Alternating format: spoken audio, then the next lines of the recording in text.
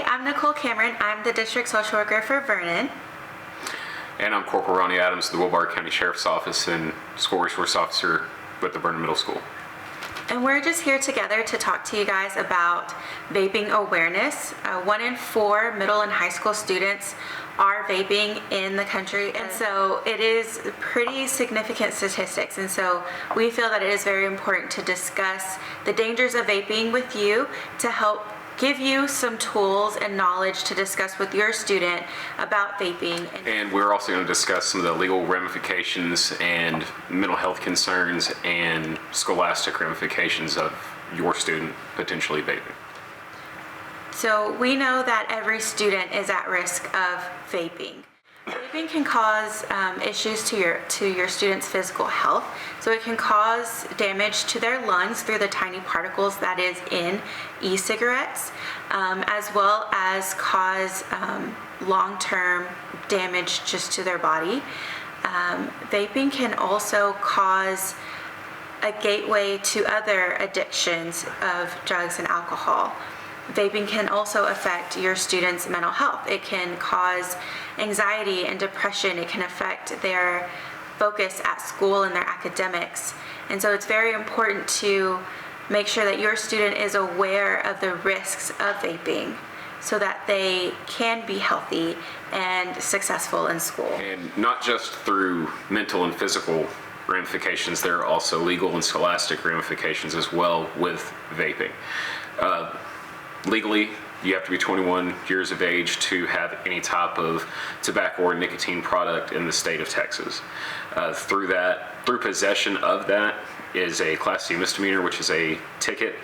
If you provide someone that you know to be under the age of 21 with tobacco or nicotine products, you are also guilty of an offense known as furnishing tobacco to a minor or providing tobacco to a minor.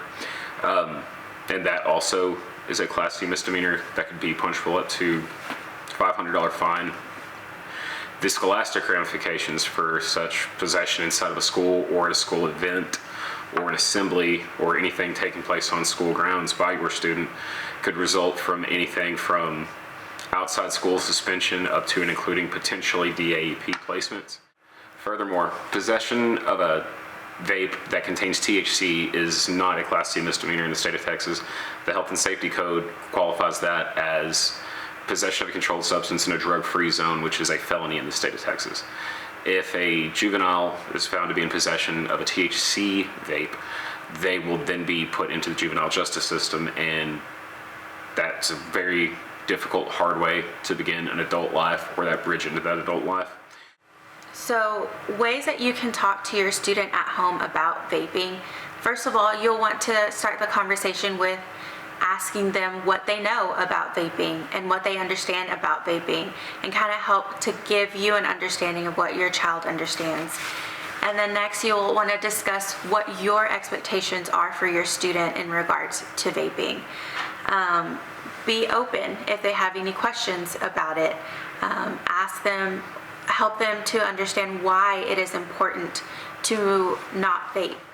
If your student is vaping, I can understand how disappointing that can be or how upset you may be about that, but make sure that you help your student understand the dangers and the facts of vaping and get down to the root cause of their vape usage and encourage them to seek support and help. We have resources within the school district with TChat, and some of our school campuses also have counselors that come from Region 9 that can meet with your student about substance use and vaping use and help them to stop vaping if that is what they choose. You can also seek outside support outside of school. We do have support in our community, and you can reach out to. Our heart in this is your students. They come first, and so we just wanted to share some information on how you can help your student better understand the dangers of vaping and how to get help for your student if needed. If you have any other questions or need any additional support, please feel free to reach out to me, and I can help provide you with those resources, and as well as Officer Adams. He's more than happy to help as well. Of course.